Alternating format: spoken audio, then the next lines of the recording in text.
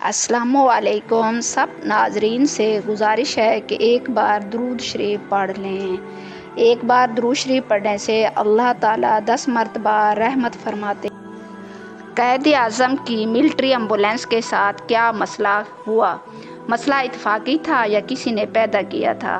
قائد اعظم کی وفات کے وقت لیاقت علی خان کیا کر رہے تھے؟ قائد اعظم کے آخری الفاظ اصل میں کیا تھے؟ زندگی کے آخری لمحات میں جب انسان کو یقین ہو کہ آپ چند دنوں کے مہمان ہیں، ان لمحات میں اگر انسان اس شہر کی طرف سفر کرے جہاں آپ نے آنکھ کھولی ہو، جس کے چوبارے میں آپ نے لالٹین کی روشنی میں پڑھے ہوں، تو یہ سفر شروع میں تو بہت اچھا ہوتا ہے، اور یہ سفر آخر میں کربناک کیسے بن جاتا ہے، وہ اس میں شیئر کریں گے۔ ناظرین، 10 ستمبر 1948 کو قائد اعظم ایئرپورٹ پہنچے۔ یہاں سے انہیں گورنر جنرل کے ہوائی طیارے میں کراچی اور روانہ ہونا تھا۔ اس وقت قائد اعظم کی حالت انتہائی خراب ہو چکی تھی۔ وہ قریب المرگ کیفیت میں تھے۔ صرف 1-2 روز پہلے ڈاکٹر الہی بخش کہہ چکے تھے کہ قائد اعظم محض چند دنوں کے مہمان ہیں۔ قائد اعظم اپنی خراب طبیعت کی وجہ سے اپنے قدموں پر چل کر طیارے تک نہیں جا سکے، بلکہ انہیں اسٹریچر پر طیارے تک پہنچایا گیا۔ طیارے کے عملے نے انہیں سلوٹ کیا اور قائد اعظم نے انہیں سخت کمزوری اور تقریباً نیم بے ہوشی کے باوجود انہیں ہاتھ ہلا کر جواب دیا۔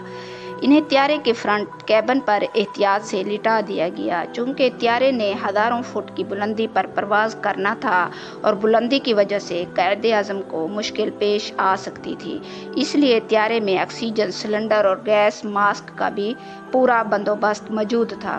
پھر طیارے نے ٹیک آف کیا۔ جب طیارہ کافی بلندی پر پہنچ گیا تو ان کو سانس کی تکلیف شروع ہو گئی، چنانچہ انہیں گیس ماسک لگا کر مصنوعی سلنڈر سے آکسیجن پہنچائی گئی۔ 2 گھنٹے کے سفر کے بعد شام 5:15 بجے قائد اعظم کے طیارے نے ماڑی پورہ ایئرپورٹ کراچی پر لینڈ کیا۔ اس جگہ بھی عجیب واقعہ پیش آیا۔ حالانکہ گورنر جنرل کا عہدہ وزیر اعظم سے اوپر ہوتا ہے، تو قائد اعظم کو ریسیو کرنے کے لیے وزیر اعظم اور باقی وزراء کو وہاں موجود ہونا چاہیے تھا۔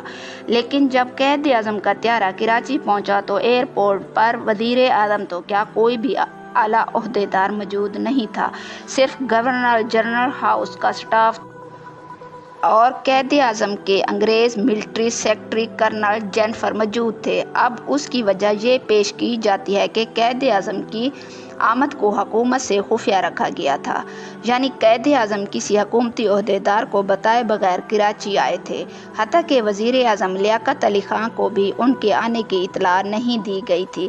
اس رازداری کی وجہ یہ بتائی جاتی ہے کہ اگر قائد اعظم کی آمد کو خفیہ نہ رکھا جاتا تو اس وقت کی انتظامیہ اور وفاقی اہلکار ان کو ریسیو کرنے پہنچ جاتے تو ایئرپورٹ پر رش لگ جاتا اور شور شرابہ ہوتا، اور قائد اعظم جو اس وقت شدید بیمار تھے انہیں اس شور شرابے سے تکلیف ہوتی۔ ممکن ہے ایسے ہی ہوا ہو۔ ناظرین، اب ایئرپورٹ پر موجودہ صورتحال یہ تھی کہ قائد اعظم کو لے جانے کے لیے ایک ایمبولینس اور ان کا سامان لے جانے کے لیے فوجی ٹرک موجود تھے۔ اس کے لیے قائد اعظم کی کار بھی موجود تھی، جبکہ گورنر جنرل ہاؤس کے اسٹاف کے کچھ گاڑیاں بھی ساتھ تھیں۔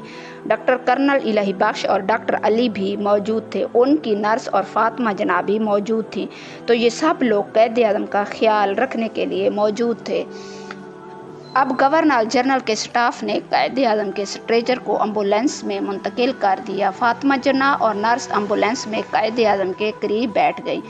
قائد اعظم کے دونوں ڈاکٹرز کرنل کے ساتھ قائد اعظم کی کار میں بیٹھ گئے۔ پھر یوں قافلہ روانہ ہوا کہ سب سے آگے قائد اعظم کی ایمبولینس تھی اور باقی گاڑیاں اس کے پیچھے تھیں۔ ایئرپورٹ سے گورنر ہاؤس تک کا فاصلہ تقریباً 9 میل تک کا تھا۔ یہ راستہ زیادہ سے زیادہ آدھے گھنٹے میں طے ہو جانا چاہیے تھا، لیکن واقعہ یہ ہوا کہ یہ راستہ 2 گھنٹے تک طے نہ ہو سکا۔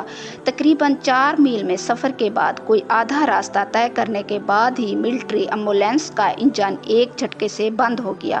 غالباً ایمبولینس کا پٹرول ختم ہو چکا تھا۔ یہاں سے قائد اعظم کی زندگی کے آخری تکلیف دہ سفر کا آغاز ہوا، اور یہ آج تک سازشی تھیوری کو اپنے ساتھ لیے ہوئے ہے۔ नादरीन, बज़ाहिर एम्बुलेंस या किसी और गाड़ी का पेट्रोल ख़त्म हो जाना या इंजन में ख़राबी पैदा हो जाना कोई बड़ी बात नहीं होती, ऐसा होता रहता है। लेकिन यहाँ मसला ये था कि क़ायद आज़म की कोई आम शहरी या मरीज़ नहीं थे, वो मुल्क के गवर्नर जनरल थे, बानी पाकिस्तान थे। उनके लिए एक बेहतरीन एम्बुलेंस मौजूद होना बनती थी ताकि एक एम्बुलेंस के ख़राब होने पर दूसरी एम्बुलेंस में मुंतकिल किया जा सकता था। या फिर ये भी हो सकता है नया पाकिस्तान बना था तो उस वक्त नई एम्बुलेंस मौजूद ही ना हो, क्योंकि ऐसा बहरहाल लोग कहते हैं। कराची में उस वक्त 2 एम्बुलेंसें थी, जिसमें से एक में क़ायद आज़म को उस वक्त लाया जा रहा था। बहरहाल वाक़या जो भी है, गवर्नर जनरल बानी पाकिस्तान क़ायद आज़म सड़क के बीचों बीच ज़िंदगी और मौत की कैफियत में ख़राब एम्बुलेंस में फंस चुके थे। ड्राइवर उसका इंजन स्टार्ट करने की कोशिश कर रहा था, मगर इंजन स्टार्ट नहीं हो रहा था। फातिमा जना लिखती हैं कि आम तौर पर कराची में बड़ी खुशगवार हवाएं चलती हैं, जिससे गर्मी और हबस महसूस नहीं होती, मगर उस रोज़ हवा बंद थी और गर्मी और हबस भी इतनी थी कि एक सेहतमंद आदमी भी उसे बर्दाश्त नहीं कर पा रहा था। फिर क़ायद आज़म के लिए ये गर्मी और भी तकलीफ दा थी।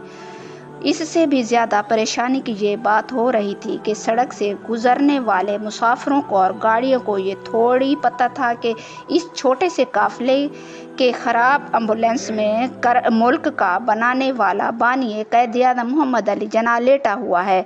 सो वो अपने लिए रास्ता बनाने के लिए हॉर्न बजाए चले जा रहे थे, क्योंकि अगर उनको बता दिया जाता कि जहाँ क़ायद आज़म हैं तो रश लग जाता।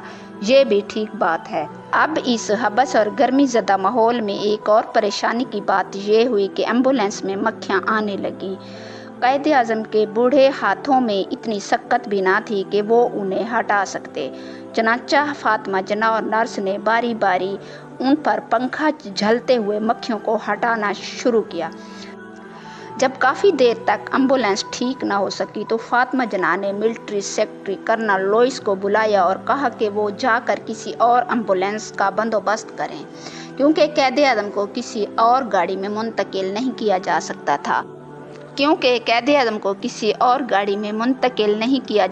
था।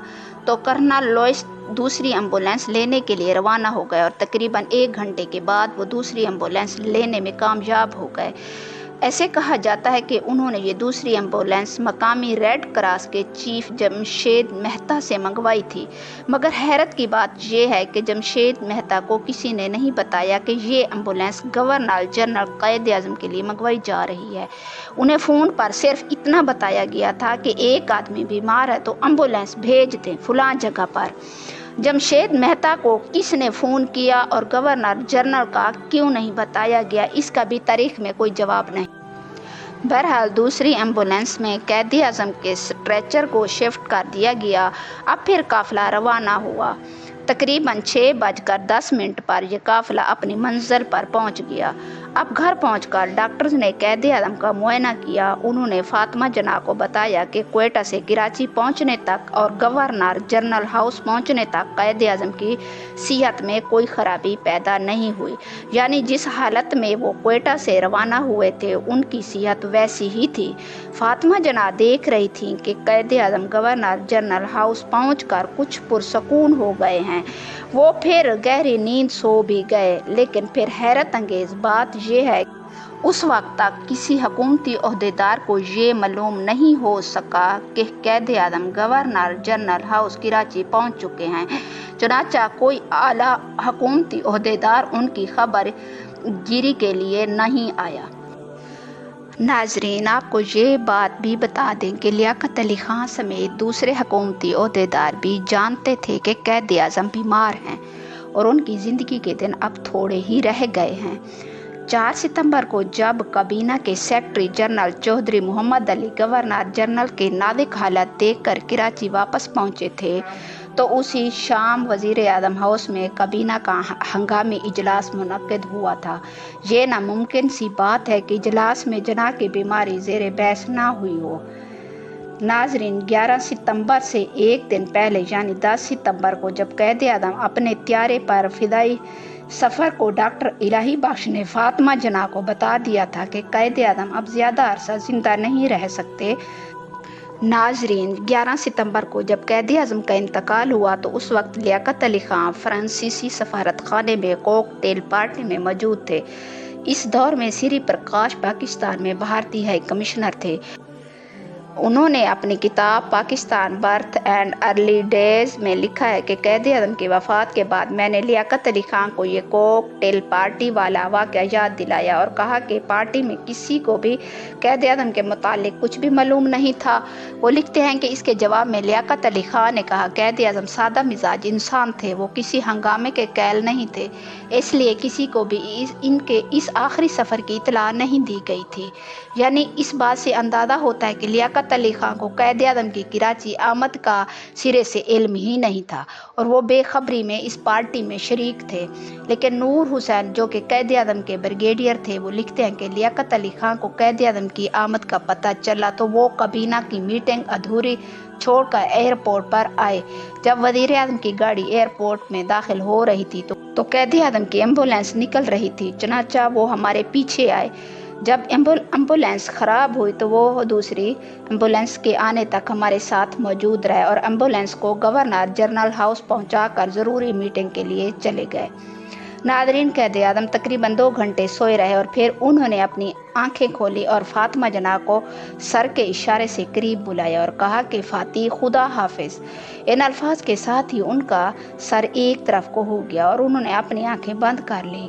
فاطمہ جناح تیزی سے کمرے سے نکلیں اور ڈاکٹرز کو آوازیں دینے لگیں۔ ڈاکٹرز چند منٹ کے اندر کمرے میں پہنچ گئے اور پھر قائد اعظم کو انجیکشن دے کر ہوش میں لانے کی کوشش کرتے رہے، مگر پھر قائد اعظم کبھی ہوش میں نہیں آئے۔